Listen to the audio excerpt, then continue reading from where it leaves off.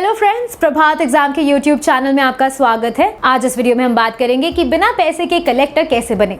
लेकिन अगर आप इस चैनल से अभी जुड़े हैं तो प्रभात एग्जाम को सब्सक्राइब करना मत भूलिएगा और बेल आइकन को भी क्लिक करना मत भूलना, ताकि आप हमारे कोई भी अपडेट्स मिस ना कर पाएं।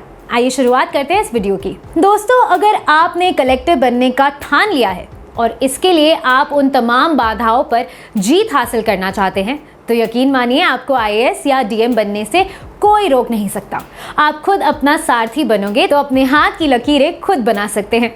तो इस अटल भावना के साथ आप इसकी तैयारी खुद शुरू कर सकते हैं और इस तैयारी में पैसों का कोई मूल नहीं है और ये आपकी सफलता में बाधक नहीं हो सकता।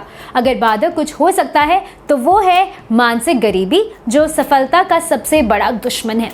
इसलिए मन से किसी भी व्यक्ति को सबल होना चाहिए। कहा गया है कि मन के हारे हार हैं और मन के जीते जीत। इस कथन को सफलता का मूल मंत्र समझना चाहिए। कहते हैं कि सुबह की रोशनी से पहले सबसे गहरा अंधकार होता है। अगर आपको भी लगता है कि आपकी सफलता की राह में मुश्किल बढ़ती जा रही है तो समझ जाइए कि आप अपनी मंजिल के करीब हैं। घने अंधकार को चीर कर आने वाली रोशनी सबसे ज्यादा खास होती है। वैसे ही तमाम असफलता और संघर्ष के बाद मिलने वाली एक जीत आपको सबसे ज्यादा खुशी दे सकती है। जब बात आईएएस परीक्षा की तैयारी करने की आती है तो ये बात मायने रखती है कि आपने किस क्वालिटी की पढ़ाई की है, लेकिन इसके साथ साथ ये बात भी उतनी ही मायने रखती है कि आपने कितनी पढ़ाई की है। जब से इंटरनेट सूचना का एक प्रमुख स्रोत बन गया है, तब से यहाँ भी आपको आसानी से स्टडी मटेरियल मिल जाता है और किताबों के एकत्रीकरण से बचा जा सकता है।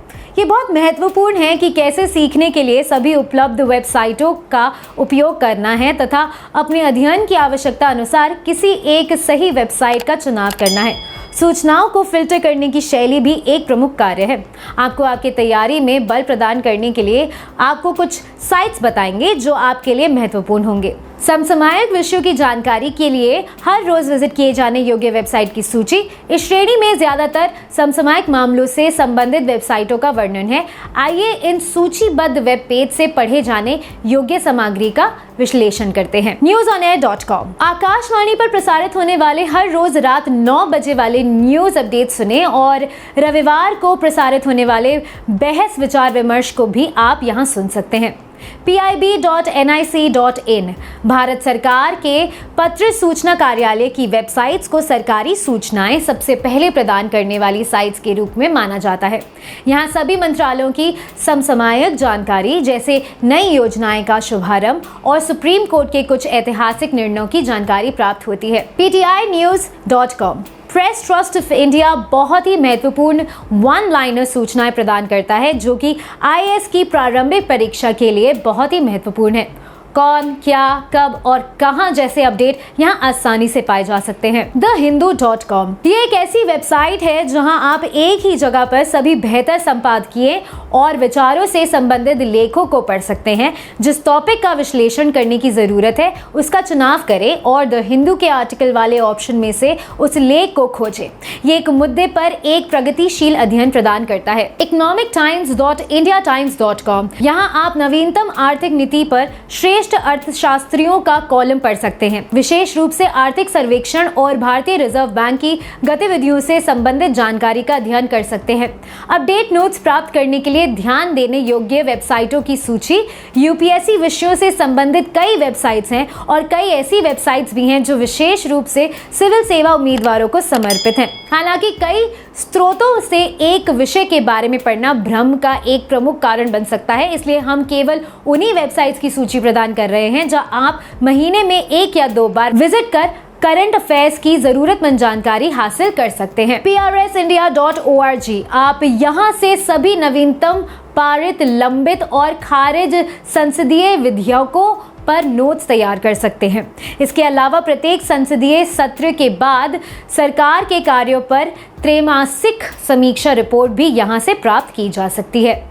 mea.gov.in यहाँ आप प्रधानमंत्री द्वारा की गई नवीनतम विदेश यात्राओं का वर्णन देख सकते हैं और साथ में भारत सरकार द्वारा हस्ताक्षरित समझौता ज्ञापनों का वर्णन भी इस वेबसाइट पर होता है। योजना.gov.in यहाँ से आप योजना और कुरुक्षेत्र पत्रिका के सभी नवीनतम संस्करणों और आर्काइव्स को पढ़ सकते हैं। env4.nic.in। ये वेबसाइट देश के पर्यावरण अनुभाग में वर्तमान अपडेट्स का अध्ययन करने के लिए अत्यंत उपयोगी वेबसाइट है।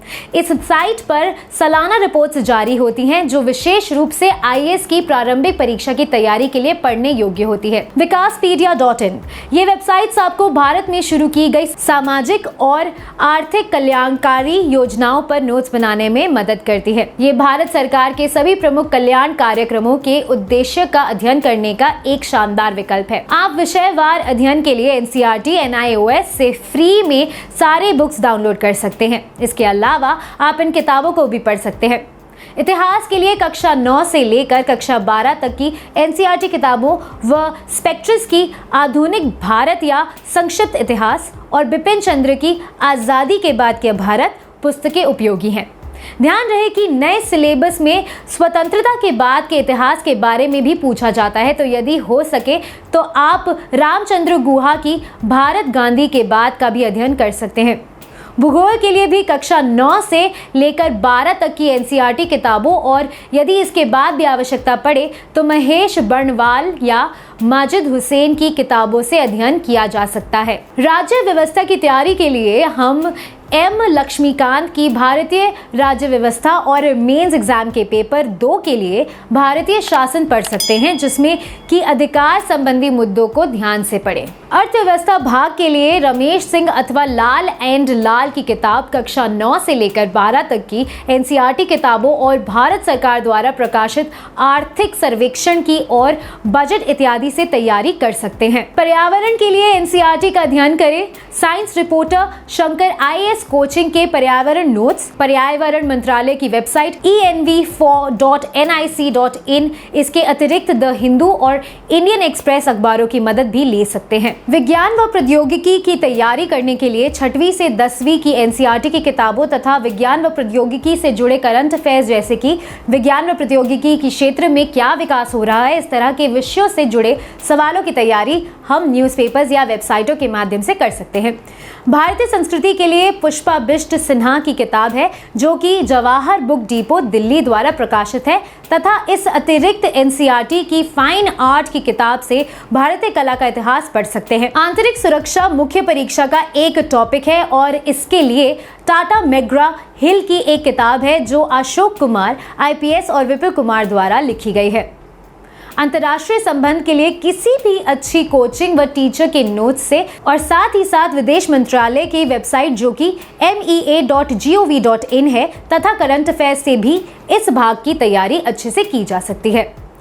भारतीय समाज की तैयारी के लिए श्याम चंद्र दुबे लिखित एक पतली सी किताब है जो कि नेशनल बुक ट्रस्ट nbtindia.gov.in द्वारा प्रकाशित है, या फिर राम आहूजा की इसके अलावा 11वीं और 12वीं क्लास की एनसीईआरटी समाजशास्त्र की किताबें पढ़ें। एथिक मेंस परीक्षा पेपर 4 के लिए मनोविज्ञान की एनसीईआरटी पुस्तकें पढ़ें, पर ध्यान रहे कि इसे बहुत गहराई से नहीं पढ़ना है क्योंकि इनमें दर्शन शास्त्र का भी भाग रहता है।